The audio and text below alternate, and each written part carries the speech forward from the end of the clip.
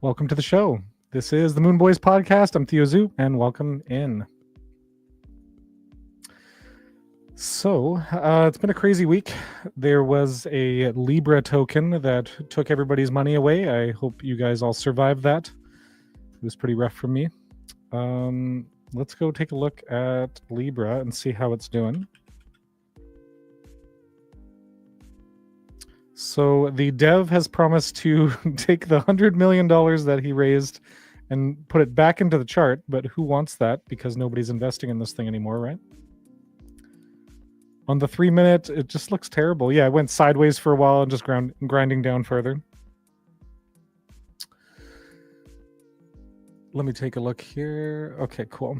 And then let's just jump right into the charts, as always. So it's the weekend. We won't look at stocks, but MicroStrategy was up. But like I said, we're not going to look at charts. Stock charts, anyways. Okay, starting with AI Rig Complex. This guy's been up on the day. Going down to the 12-hour here, we are under the 120 moving average. So this might be the time for me to sell, maybe right when it popped down here. I don't see a sell indication here. I'm not sure if I caught this sell, but if it can't break above the 120, I might end up selling this one. The jewels up here in the upper quadrant here, but this green line's heading down below. So the PMARP here, it indicates that we might see downwards action on the 12-hour, where the BBWP, the volatility, is slowing down. So this sort of looks like it might retest the 120 and potentially get rejected from it. So yeah, this might be a good place to sell it. Okay, and then also want to remind everybody that nothing here is financial advice. I'm not a financial advisor, and please exercise your own risk tolerance. Cool. All right, let's head over to AVAX on the daily. So a lot of people have been talking about Solana being cooked and moving over to AVAX. We even called this stream AVAX season. I wanted to call it crime season because of what Javier Milei pulled, or at least his team. But we're going to go with AVAX season. So this is the keynote speech of the stream here.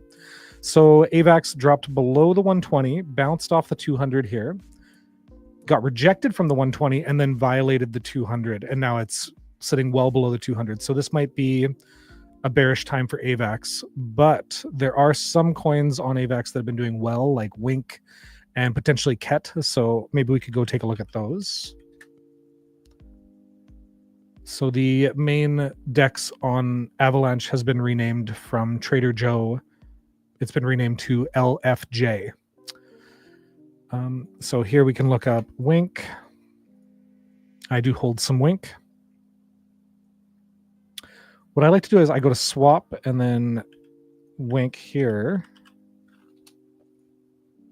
and then pull up the chart like that. So we can see how Wink has been performing versus AVAX. Because what I'm trying to do here is just increase my AVAX bag. So it looks like Wink's been doing really well. If I were to sell my whole bag, I could get almost 3 AVAX. So I think I've increased my AVAX here by like 3. So it's been a pretty good trade. I might just want to keep taking profits. So like I could take 100 Wink off the table here and move it into AVAX.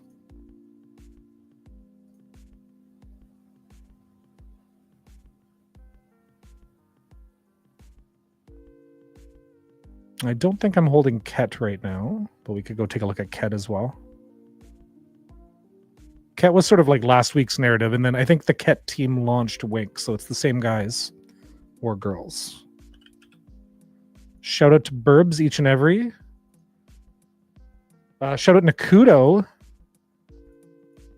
Let me just give him a quick shout out here on Twitch. And sorry I've been missing all your streams lately, Nakudo. I've been very busy, but I will be back soon as your #1 moderator. Okay, so let's take a look at Ket here. This is on the 5-minute chart. Let's go to the 4-hour chart. So it looks like Ket's been actually doing really well compared to AVAX. It did have a little bit of a pullback overnight, but it's continuing on this upward trend. So yeah, Ket and Wink both looking great. But like Nick said, he thinks that Wink might have more upside just because Ket had already been pumping so much, which is why I hold 0 Ket. But maybe we could change that right here. Let's move one of our AVAX into Ket. And AVAX is pretty cheap right now, but I don't mind having some exposure to Ket. All right, and I just got a notification that Nick has posted, so let's take a look. It says $1,000 reward. The trenches are a marketing front for draining millions a week. Everybody is trying to cover their ass now. I will pay for text message screenshots and will not publish. Already know who they are. So I think Nick's still on a plane from Paris, and he's trying to get proof that Dave Portnoy was an insider on the Libra shenanigans, but he's having trouble posting tweets from the plane. So we'll continue to follow that story. But yeah, Libra is looking terrible here. Let's take a look at the holders on chain. So the top holder holds 173 million. And then we have 2 wallets with over 60 million, and then 15, 8, and then 1 million. So most of the holders are concentrated in the top 5 right here, looks like.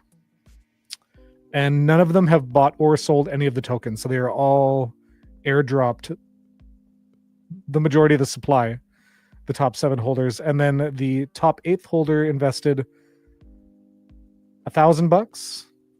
They sold, or no, and now they're up $638,000 somehow. Not sure how that works. It doesn't have a dollar symbol beside here. It's kind of hard to tell if that's the number of tokens they bought. They bought it 4K? I don't know. I can't really read that. But yeah, I would not be investing in Libra myself. Okay, where were we? So I think we bought a little bit of Ket. Don't try this at home. Cool. So that's AVAX for now. AVAX, the PMARP, the white line here is in the bottom section. Oh, Rom Reactor's joined us. Welcome, Rom Reactor. Guys, I'm just having technical difficulties in the back. Okay, no worries. Yeah, take your time. I was just going through just various charts and stuff like that. We could do a more like broad view, just starting with the Bitcoin rainbow chart here. So we are in the yellow zone, so that's called HODL. The top side of that would be $116,000. So if we can break $116,000, we could get into the light orange, or if we can get to $150,000, we would get into the dark orange. That's sort of my target. That's Phil's target. Everything looking good on Rom's part there? I think so, yeah. Thanks for joining.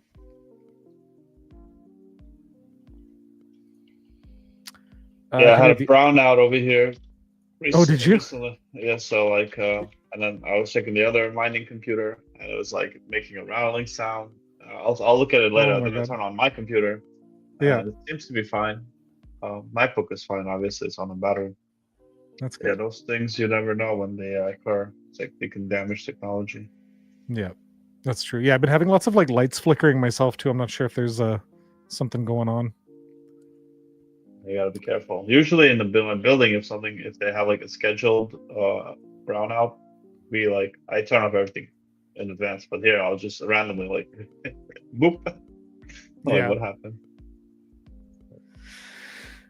Cool. So yeah, that's the Bitcoin rainbow chart. And then for altcoin season, we are right in the middle, actually closer to Bitcoin season. What's your thoughts on this whole movement? Everybody wants to just leave Solana and just go all in on Bitcoin and just relax.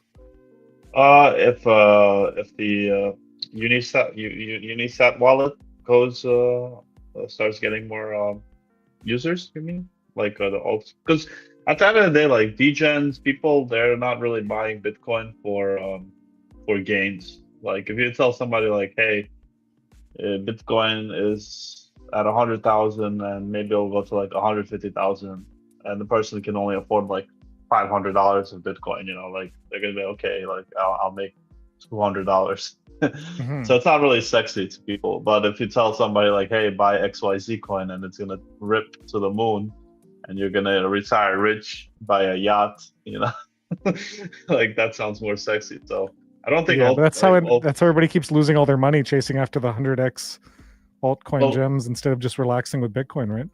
that's the whole point of the speculation. Like you have like the serious people that will buy into Bitcoin and hold it for a long time, like Kathy Wood, Michael Saylor, Yeah. some of us who have long term portfolios, but the excitement comes from those 100x's, 50x's, and that's where that's where people really have fun in this space, rather than just holding Bitcoin. So I mean, and Solana provides that fun. Maybe the question could be rephrased: has Solana reached its peak user adoption for the cycle? Will there be more users coming onto Solana? That does, I believe so. As long as we see some kind of Trump pump in the next weeks to the month, I think we might be able to see something. I personally bought more stuff, not financial advice, but I bought some more alts because they just got so wrecked. Yeah. We're looking at prices that we haven't seen since like 2023. And, which alts did you get into? just a couple, mostly. TRAC token, the one that Ivan recommended a long time ago. TRAC or Trace? TRAC, but it's Trace for some reason they call it. Oh, is it? I always called it TRAC. Yeah. It's TRAC. It doesn't. OriginTrail is the proper name. Yeah. Because there is one called Trace. That's a different one. Yeah, but no, I didn't buy that one. Yeah, so I bought it. I bought the dip on the. Well, I guess I don't know how big of a dip on TRAC, but TRAC usually was like if you put a TRAC on the chart, you can see like this is. I mentioned this before, but there has been this nice support at like 47. Like for some reason, like if you go all the way back from prior, like maybe on a weekly, you'll see it. Yeah. There's been this nice 47 support since like you could see before it was resistance, like where your chart kind of started. Your the I can go with a 5-day like that. And I mean, if it breaks this, then yeah, it's kind of like shit. That sucks for me. Then we're going probably down towards like the next lower 20s, 30s. In TRAC, like a little ray there. Yeah, but I don't think it'll break this. I mean, it is way below your 120. Most things probably are at this point. But it looks like a good gamble, especially with AI. And this coin has just been holding very well versus Bitcoin. It's been a good performer. Like if you put TRAC / BTC pair, you'll see what I mean. It's been a very good performer. And, /BTC. Yeah. Okay, there's TRAC versus BTC. Yeah, so it's like hitting its quite lows versus BTC, but it's been performing pretty well. I mean, like it's been holding that. It's really at its bottom. So if it does recover, and usually when it does, it really starts to overtake Bitcoin as growth. Most altcoins will look like shit versus their BTC pairs, by the way, but because BTC has been holding 100K while all the alts were getting hit. However, some coins look a lot worse. Than, like if you saw TRAC, they kind of look bad. Like look into POPCAT versus BTC, for example, or even like SPX versus BTC. Like some of these meme coins versus BTC, they got really hit. Okay, give me a second. Like POPCAT, BTC.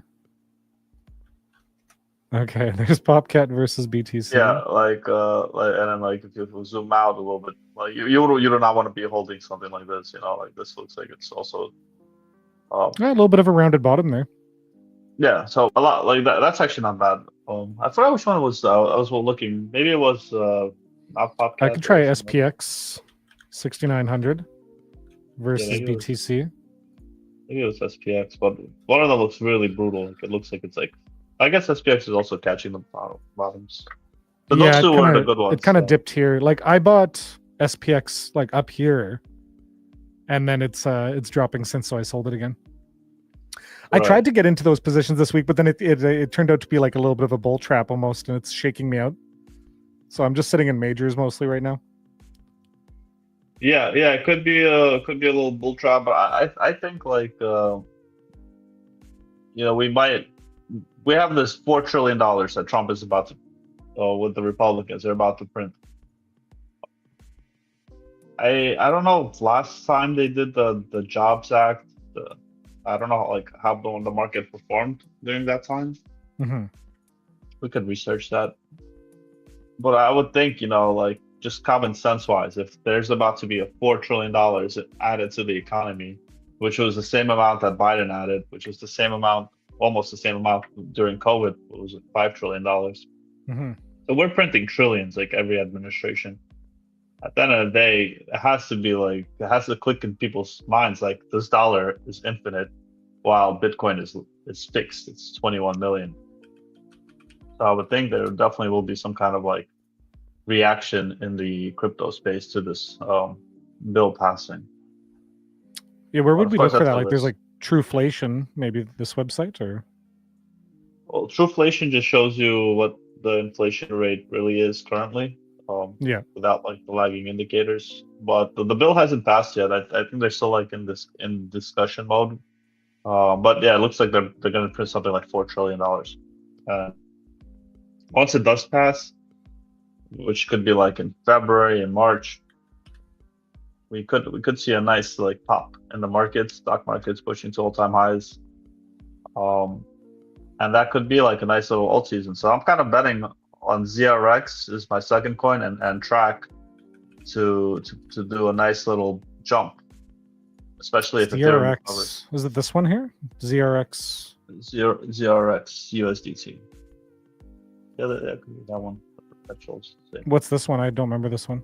It's just perpetuals, but ZRX is like they're like an OG coin in the space. They do if you look, you could see their website, ZeroX Protocol. Yeah. OX Protocol, yeah. Oh, Zero. I remember this, yeah. Yeah. So they usually like they have a crazy range, and every time there's like some kind of alt season, they do a nice pump. Like they always. Now this one is a little bit risky because it does go low. It does go lower, but I just figured, I didn't use all my cash, so I still have so much cash left over that I could buy more coins. I just transferred my Ethereum holding into these two tokens, because it was just like, if Ethereum starts recovering and they have this huge CME shorts put into position, those shorts are either bound to get liquidated or they have to close their position. Now, like if they close their position, that means they were right. So Ethereum should fall probably down towards the wick that it created, 2100, of that huge wick that it created that Sunday.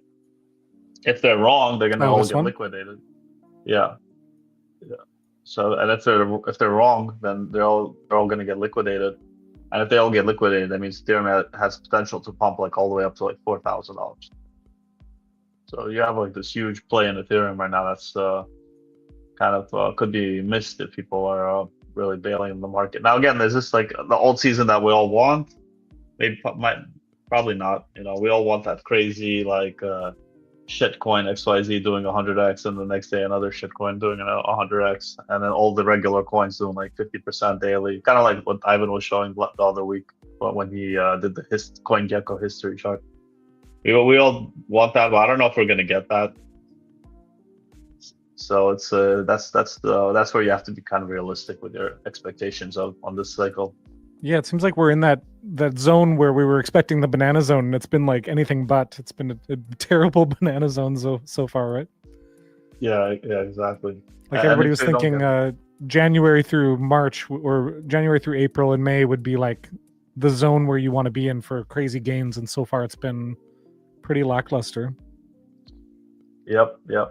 We did get a phenomenal dip though, so which is good, and BTC is still somewhat holding, which is also good. Yeah, that's the thing. Yeah, 96. Yeah.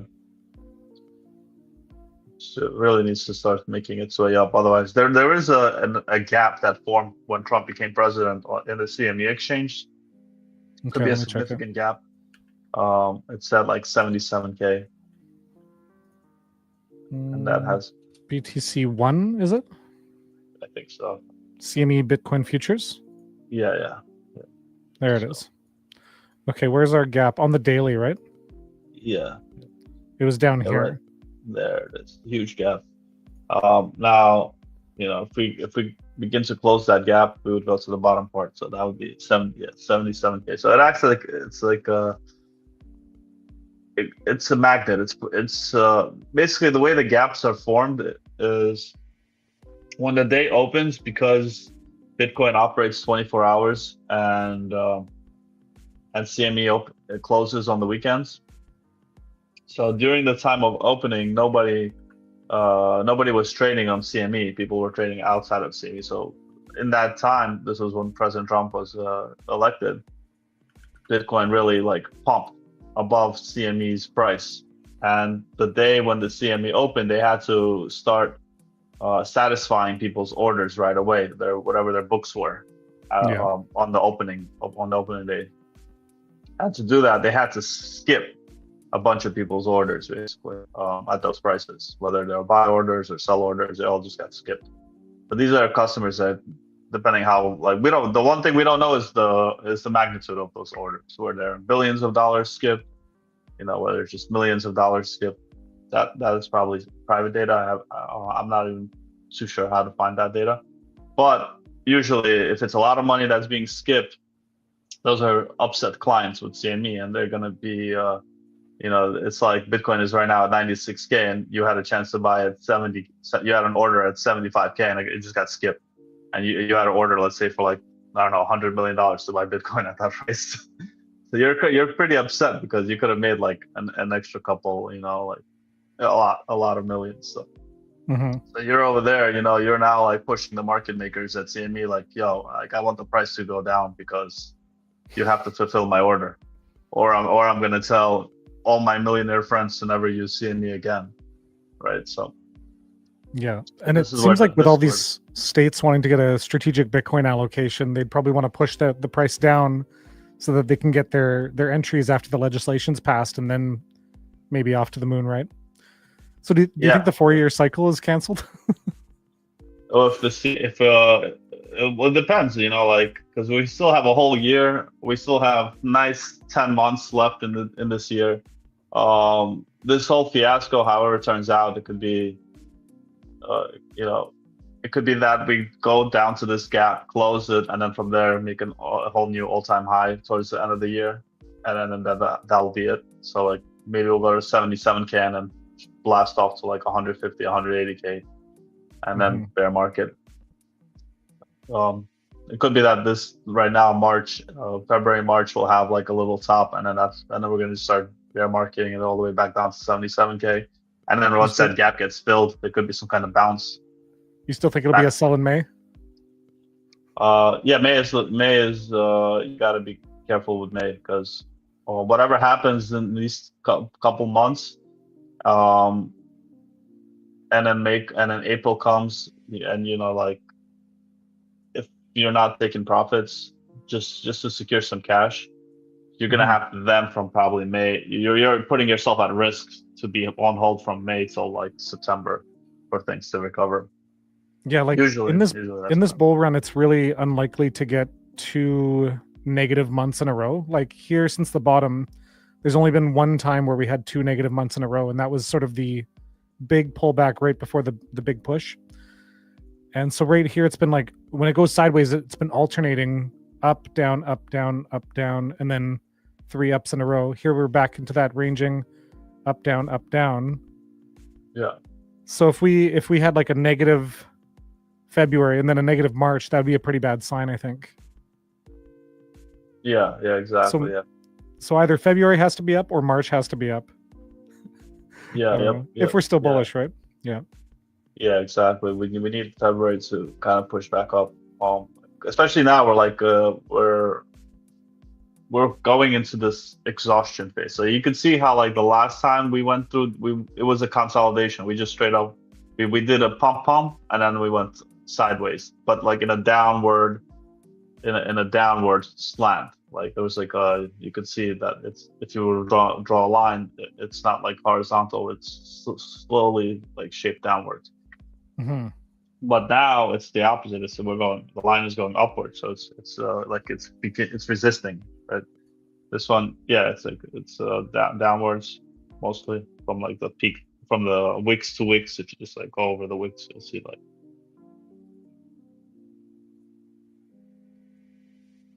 There's our top there.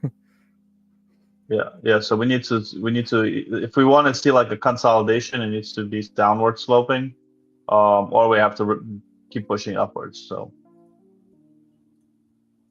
and that's where we are. Like we're at this indecisive place in February. Where are we going to be pushing up, or is this kind of like back to 77K? Yeah, it's almost like a doji dildo here too, right?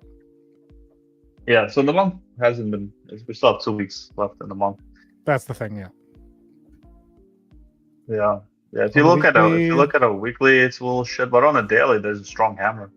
There's a gap on the weekly here. Do you see this? Oh yeah. So it's the same gap. It seems like there might be a lot of gaps on the weekly, isn't there? No, it's just that one on the bottom. Just that big one? Yeah, because you could see the wick. It's the gap does not have a wick. You know? Oh yeah, there's no wick. Yeah. Okay, interesting. It was just like a close of the week, start of the week, and there was people's orders just completely skipped. Yeah. Okay. Cool. Yeah. So that means there's a bunch of orders sitting in there that never got touched? Yeah. Exactly. Oh, interesting. Never got touched, and then those people are very upset right now. Yeah, I can imagine. Especially if they wanted to buy. You know. And especially if they wanted to buy with a large amount, with a huge amount. Yeah.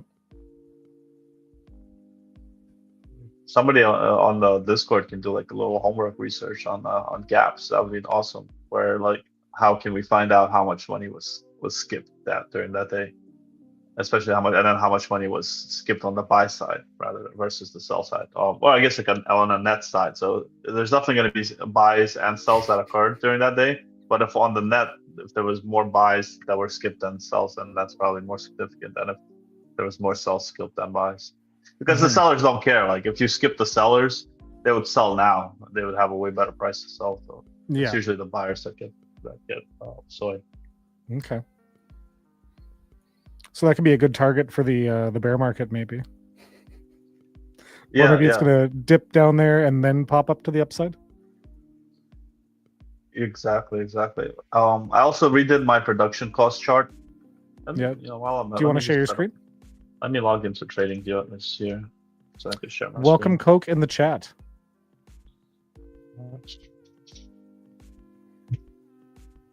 Yeah, these Cambridge University guys, they made their requirements stricter. So now to get their data, I have to like request it every time.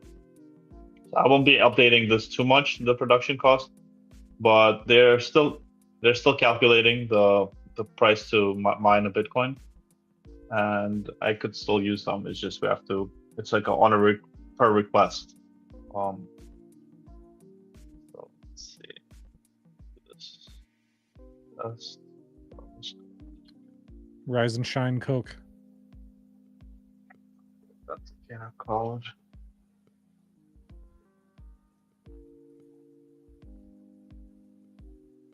What? Oh, let's change that. Okay, there we go. Supercharged. Okay, again, how do I present? Share screen.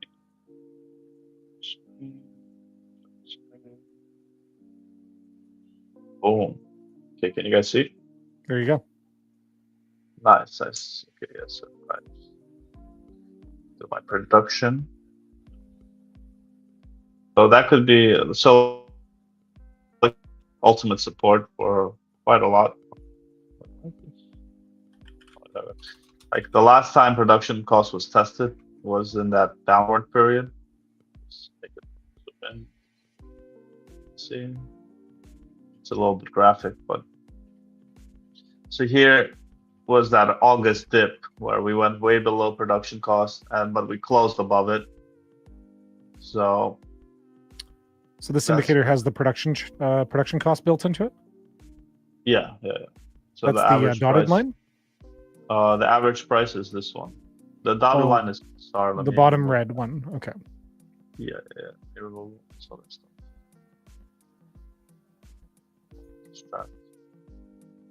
Yeah. So basically, the bottom line is the cost to produce a Bitcoin, and it has never failed. Like through history, has never failed. Even in COVID, which is somewhere here, we had a similar situation where production was tested, but it recovered above it pretty quickly. You could see. I mean, it was almost perfect, even like too perfect. It literally dumped to production, literally, you know, and then it dumped below production for that one day, but it recovered back to production. So you like, if you buy at production cost, and here as well, it dipped below production, but it recovered above. You're buying like the perfect price of Bitcoin, in my view, after seeing this chart. And at the moment, the production price of Bitcoin is sitting at, it's at like 67,000, 65,000. So we're way above that right now. We're way above it. And the wick is like the gap is right here somewhere, 77,000. So let's say like bear market. This is where like the theory of the cycle isn't really over yet also plays into role, where we could still have a top, and then we could do all this crazy volatility if there's a nice hype in the markets. Before we even like retest the bottoms of what should be the bear market bottoms, which is going to be somewhere here. Somewhere in this range. Like this range is probably going to be playing as the bottom of the cycle, as the current bottom, the next bottom. And another way to look at it, why that is, you could think like for this whole year, people were buying and selling Bitcoin anywhere from $50,000, $59,000, or even it could low from $53,000 till $70,000. People were exchanging hands for a good, I don't know, like 8 months. So that means people that wanted to get out of Bitcoin, they got out. They're not looking back. They don't, maybe they're gonna FOMO back in sometime later, but those guys already got out. So now the new people that bought the Bitcoin, they're holding it. They all know that they just bought like something significant. Especially here, I remember people were so like bearish. They thought like the cycle was over. Whoever was buying, they knew that, no, the cycle is not over, and Bitcoin is really valuable right now at this price. So these guys have a different vision now. Yes, we reached 100K, and maybe some of these guys sold or selling now because they made good profits, but it can't be all of them. So most of these guys are definitely holding Bitcoin for the long term, and whoever is buying it now are people that are going to be basically, once they panic sell, it will most likely go back to these levels, and these guys again are going to keep buying more because now they're like, holy shit, we have a second time opportunity to buy at these prices, right? Mm-hmm. We're believing it to go to 200K, 300, whatever it is, and now it's back to the production cost price. Like, amazing, I'll buy more. Mm-hmm. So you have a lot of people that bought in this range, and they're probably going to buy more once it comes down to it. So yeah, if the cycle is over, which would suck, I don't think so, we're looking at these targets. So 77K is the first target, and then probably, if it keeps going down from there and doesn't recover back up, probably going to look at like a bottom that would form around this price. And at that point, if you think that's not a bottom, you think like, oh, we're going to go back to 15K or like 30K, you're playing already like a very high greedy situation. Like, you would have to be monitoring every day just to see that daily wick below the production cost, and you catch like something like at 50,000 if it wicks super hard. But if you want to do that, my bet is once it touches production cost, you just, like Ivan did, set up a ladder of limit orders. Mm-hmm. So like 65K you buy, 63K you buy, 62K you buy, etc. That'll probably be the best way. What causes the production cost to go down like that? So if there's less people mining, the cost of mining a Bitcoin goes less. or That's if true. there's or if new miners come into play, and it's more efficient to mine mint. Like if new mining technology comes into play, and you're not adding new miners, you're just people swapping out the tech. That's another reason why the average price could go down. So the difficulty. The difficulty comes from from those two aspects. So the technology improving, and being more efficient, and as well as more powerful, and as well as more people coming on board to mine, regardless of the technology. If there's more people and there's more demand for mining Bitcoin, the difficulty increases, which demands more electricity, and thus the price would go up. Cool, thanks. Yeah, but yeah, so far it's been holding. So the production cost has been that ultimate key. This is the level I would say that ultimate level of bear market. Do you want to take a look at PENDLE for Coke? I actually have PENDLE, I think.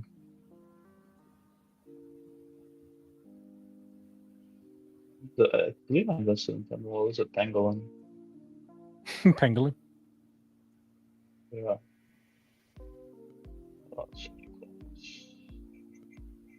Is this it? Oh no, that's Pangolin. Yeah, my bad. Oh yeah, let's look into PENDLE. What's the ticker?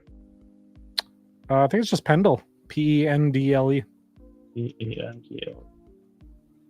USDT. The second one, yeah. Boom.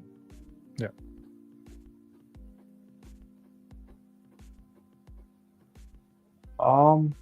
Looks nice. It looks like similar to like Trace token. Let's see. It went Sitting on support. $7 down to $2, back to $7, down to $2. So you're playing a really nice range here. What does PENDLE do? That's a good question. Sure. But the price range that you're playing here is pretty nice. You have like if you're trading 70%. Yeah, if you're trading, well, sorry, 70% on the downside, but on the upside, it's actually probably more.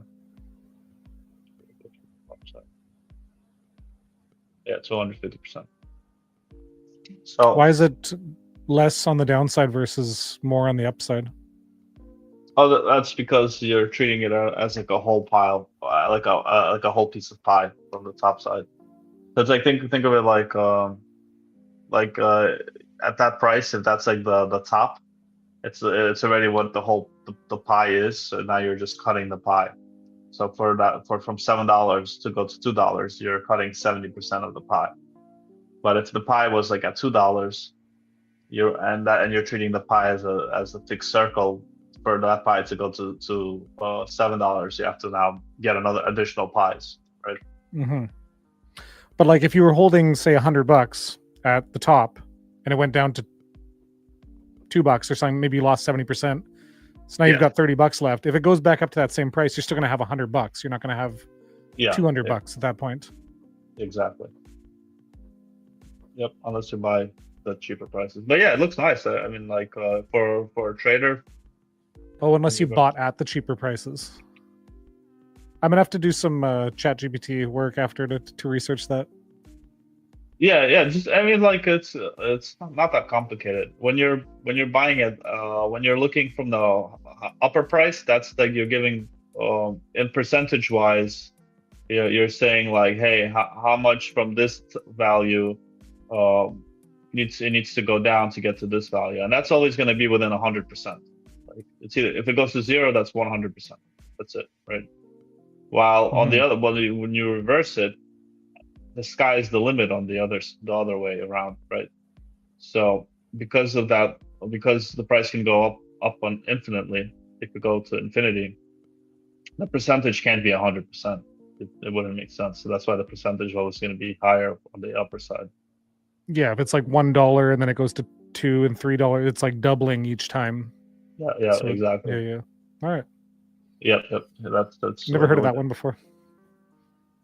Yeah, well, they say that in when people are longing or shorting, they'll tell you like that the reason why most people long is because the price can always go higher. While when you short, your best bet is like 100% gain. You're not going to make better than 100%. I feel like such a noob right now. I thought the idea with shorting is that, like even Ivan will say it too. Like you could lose 90%, but then from that point you could lose 90% again, and then 90% again. Like you can keep losing 90% from any given point. Of course, yeah. I mean, but like let's say, yeah, of course. So it's like if you put $100, it loses 90%. You're at like you're at $10. And then it loses another 90%. You're at like $1, right? Yeah. So like, yeah, of course you could, but your max loss would be 100%. Your maximum loss would be 100 going to 0. That's it. You're not gonna lose more. Like it's not gonna go negative, and like you're not gonna be all of a sudden losing more. Unless you take like some options, or you borrowed money to make the short where you'll go negative. In theory, like when you short, you have like just a loss of 100%. But when you long, you have unlimited potential. Cool. Thanks for showing me that. Yeah. So price target for Pendle looks like the all-time high would be like $7, $8, somewhere around there. Yeah, exactly. Right now we're sitting at just under $4, so maybe a 2x. If we look at the 200, so we're kind of below that 200 moving average, which I know, Theo, you like to use the 120. Yeah. So we're a little bit below that daily buy-in.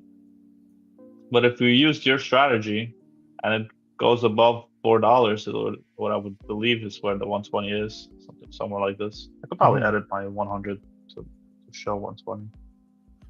I think I have a Pendle here. That's 200. Let's see if I'm on Pendle on the daily. Yeah, we're below the 120 right here. I could go down to the 12-hour, 6-hour. So on the 6-hour, you're above the 120. Not really confidently though, because it went below it and above it. So maybe if we can hold on to that, that would be a good sign.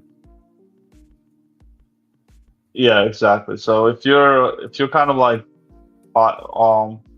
waiting for it to go above, so it needs to go above like what, $4.35 to go above that 120.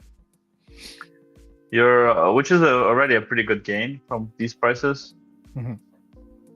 What you can do to counteract that is you could take on some leverage, do like a 2x or 3x. So if you're more risk averse, even though that kind of doesn't make sense because you're adding more risk by leveraging, but if you're saying what I'm saying is if you're looking for a more concrete entry point, you could wait for it to go to that $4.30, and then you could from there know for a fact that okay, we broke resistance, we're above that 120, we need to buy this token because it looks like it's going to go to $7, which is almost 100% up.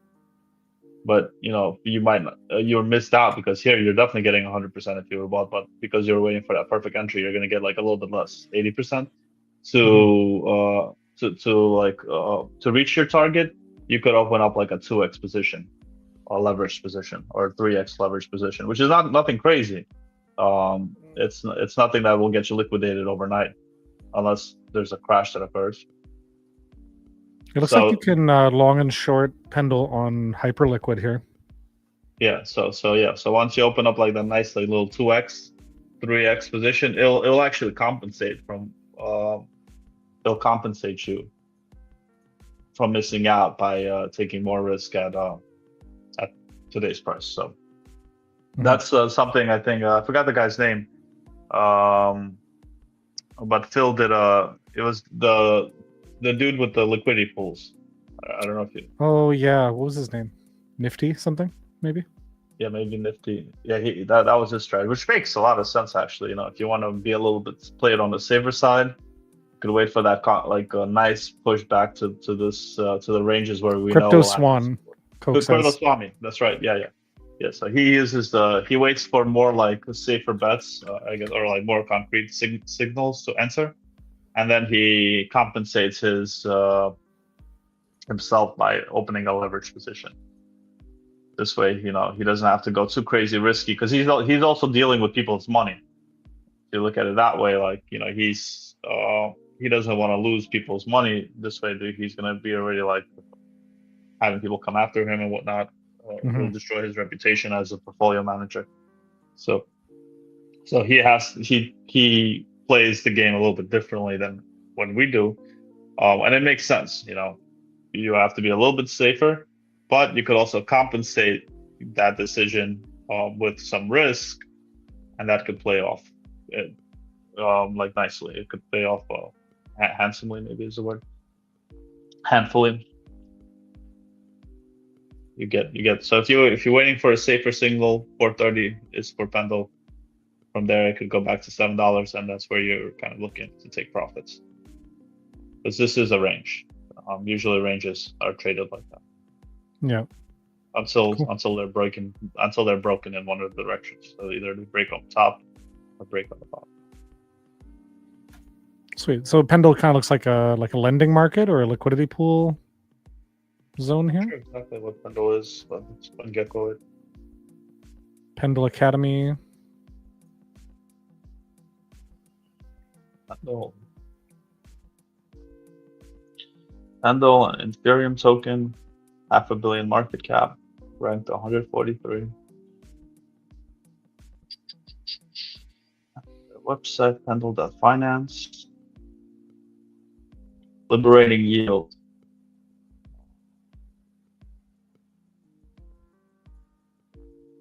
Era. PENDLE swap.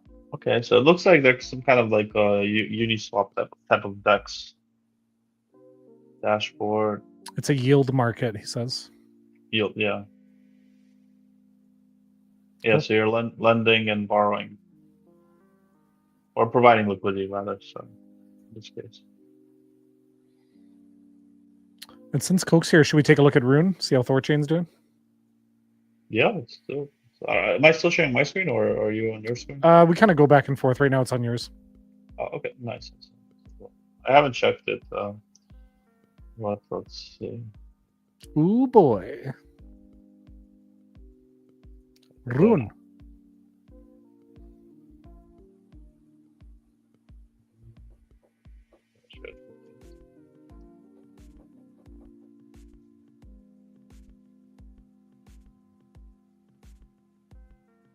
Oof, yeah, still not looking good. It's on support. Life support? It's basically on life support, yeah. It's time too long. Yeah, at this point, I mean, you're at the bottom. Like it's a chart only a mother could love. You're so at the bottom, and as long as more people are not closing doors and leaving, it could be an opportunity of a lifetime. It could be that it goes from here to $10. Everyone's a gangster until it's time to buy support. Exactly. Yeah. This is where it gets tough for a lot of people. They look at all these projects and they look like they're going to zero. Even SpartaDex, I was looking at that. But with SpartaDex, I'm heavily in the community, so I could see that the team is just not performing well, and I wouldn't even take that risk anymore by buying more. But even with them, it's like same. It's even worse than RUNE. Like, I mean, you're buying like the lows. Yeah, Sparta looked terrible. I don't know. I'm not feeling good about Sparta.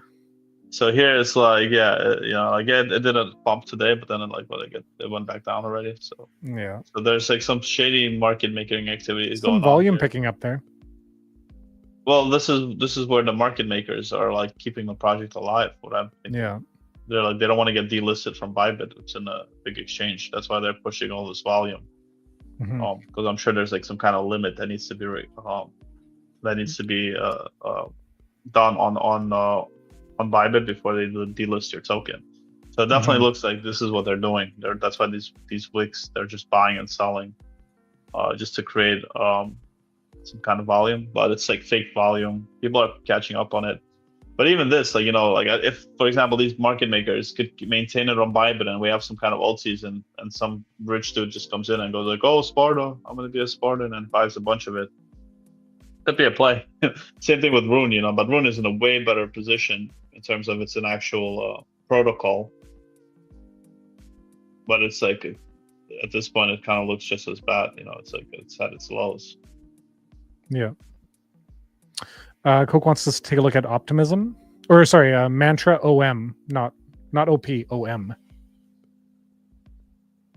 Yeah, I wanted to see like what's going on right now with RUNE in terms of like the last minute prices. So before we go to Mantra, so it looks like there has been some kind of hammer that formed here,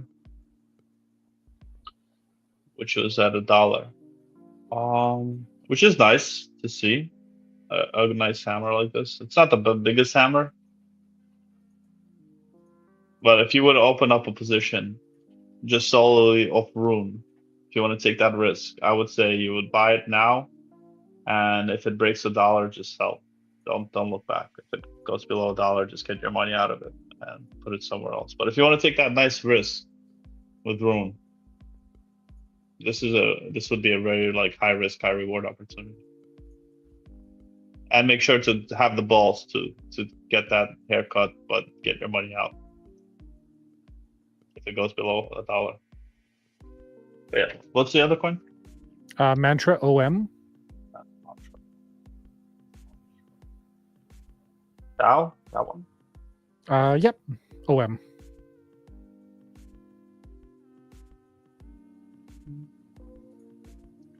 It seems it's all because of market maker who make price go up. Same market maker pumped Tellor tributes. Yeah. So this is the other type of market making, right? The pump. It could be like where Sparta, you have the market makers just being paid to maintain the token existence on Bybit. Here, you could have market makers pump the price of your token so that more people get start coming into it, and then they'll just dump. So eventually, they'll just be like, they would offload everything. And Mantra is like a real world asset chain. It has tokens on like Ethereum base, a couple other ones too, I think. Let me look it up.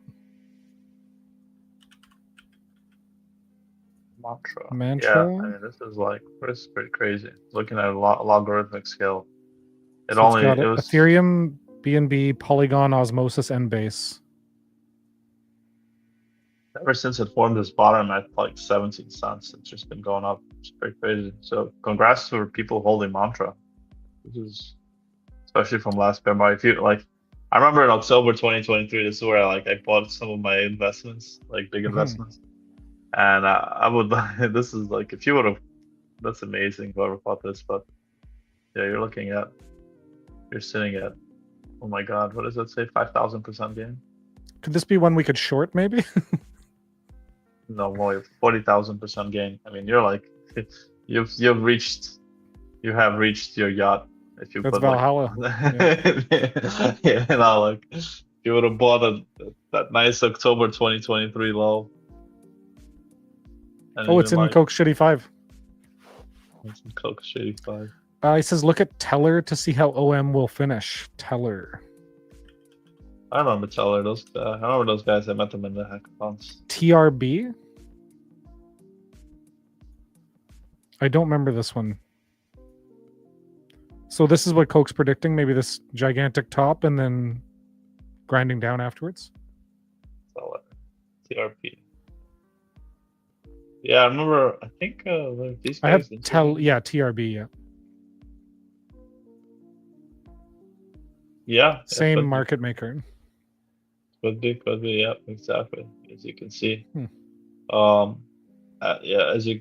Exactly. Like they'll squeeze it, then eventually they'll have like some people like aping over here, and that's when they start selling. That's when all these market makers start selling, and then they'll just keep selling. Even now. But yeah, it looks like this could be it. Now, if we look at the price from, so this is like way worse than Mantra. It's only 7,000%. They already have pumped the price way higher than this.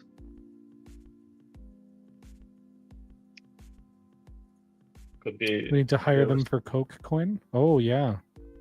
Yeah, but no, these market makers, they're expensive. Like they don't do things for free. They need to have their money somehow. So like, if your project fails, you gotta pay them. They'll come after you. That would be a little bit risky. That's why I like the DeFi market making. It's way smoother. You know, just make your own pool. Just try to get some of crowd funds going, and you'll probably have way more success than like dealing with these people who they don't care anything but just getting their money back. So, and if they can't, if they'll pump your token but nobody's gonna buy it, they're not gonna be, you know, they're not marketing your token. That's still all on you. And if they don't get their money back, they could start suing you, this and that. You have contracts that you signed with them. You get messy. Like doing liquidity pool on Meteora and like earning fees. Yeah, exactly. Yeah, you're better off making your own, just making your own market and then see where it goes. Yeah, like as long as your marketing is good. Like the guy who made the dog for CZ last, and he just, he rugged everybody basically, but he didn't have to deal with any market makers. He just saw a trend. He saw CZ post a dog. He had some good money stashed, so he was able to open up a pretty significant liquidity pool to make it look believable, and people bought it. He cashed out. There it goes. Yeah, Trump token looks nice too, so it's been consolidating nicely around these prices from $15 to $20. Yeah, I don't trust it, but is it back to 18 bucks? Yeah, back to $18. It's so rough. It gives you this little pump and then just pulls back again. Reminds me of the Libra token. Slightly better than the Libra token. Yeah, but the nice thing with Trump is that it came out and it had a lot of people, like it made a it made a nice sound in this in people, you know, like it was just like there's a lot of people that really love Trump, and they bought at like $30, $40, $60. Not everybody got into the price that like we us. saw, which yeah, we were streaming at $4, I think. So it's like, but even then it's like, okay, so now it's going back down. I'm just having it on a log scale. That's why it looks like that. But in reality, it's on the dollar scale. Like if we skip those gains that we saw in the first minute, basically, let's see, what is it down right now? 70%, so 80% down. It's pretty good discount. Will it go back to those highs? Who knows? You know, people are on Solana. They are buying memes on Solana, and all this has to do is just Trump just has to keep being Trump and post more bullish things on crypto. And I think this coin has potential just to be there. Like, okay, hey, you know, thanks to Trump, we have a reserve. We're gonna pump his token now. Something like that could happen. Hell yeah. Okay, so we have like 1 minute left in the show. Any final thoughts, Rom? Yeah, let's see. I mean, overall, I think the side has been somewhat captured. We have a nice opportunity now for a lot of tokens that we've discussed. You know, RUNE, PENDLE, some of the tokens that Coke brought up. These are very nice opportunities. Trace is another one. TRAC token. I haven't heard any of the tokens that you've been buying. Maybe you want to touch up on some of the. Well, like I said, I pretty much sold most of my positions, and now I'm just like sitting in majors, JLP, that sort of thing. Maybe even going back into USDC. Like, I'm feeling a bit risk averse here. I've just had a rough time in the trenches, dude. I lost so much money on the Libra scandal with Javier Milei. I'm not feeling good in the trenches right now. Like anything I get into right now, you know, I try to go in and it just dumps. So like it's been a really rough time in the trenches. So I think a lot of people are feeling like pulling back from the trenches and trying to go back into like Bitcoin or the majors and things like that. But yeah, losing money with friends, as my shirt says. Yeah, no cope, no hope. But good luck, everybody. We'll be back on Friday and next Sunday as well. I've got an interview coming up on Friday with Digitali, so stay tuned for that. Nice. And hopefully Coke makes his triumphant return to live streaming one of these days. Maybe we'll see him on Friday as well. Yeah. And his last comment, Aave did really good as well. Aave is a good coin. I made some good money on Aave, and yeah, even like don't get too upset where everybody loses money in this space. And at the end of the day, this is just the way it is. It's player versus player. Everybody trying to compete against each other. It's kind of like playing a old school Call of Duty game. You know, you have a team, you're playing online, and you're like looking for matches, and so there'll be like a time where you'll get wrecked by, like, you'll keep getting paired with somebody, and we'll keep wrecking you. But you know, then you wake up the next day, you try again, and now all of a sudden you're winning. So yeah, the trenches are exhausted. It happens. Yeah, you just don't bail. Don't exit yourself fully out of the market, and just prepare and have some more cash on the sidelines like you do now, so that next time you see a nice opportunity, you'll be able to not risk as much as you have in the past, be a little bit more patient with it, and you'll see things turn around. Yeah, exactly. Okay, thanks so much, Rom. See everybody on the next one, and take care. Cheers, everyone.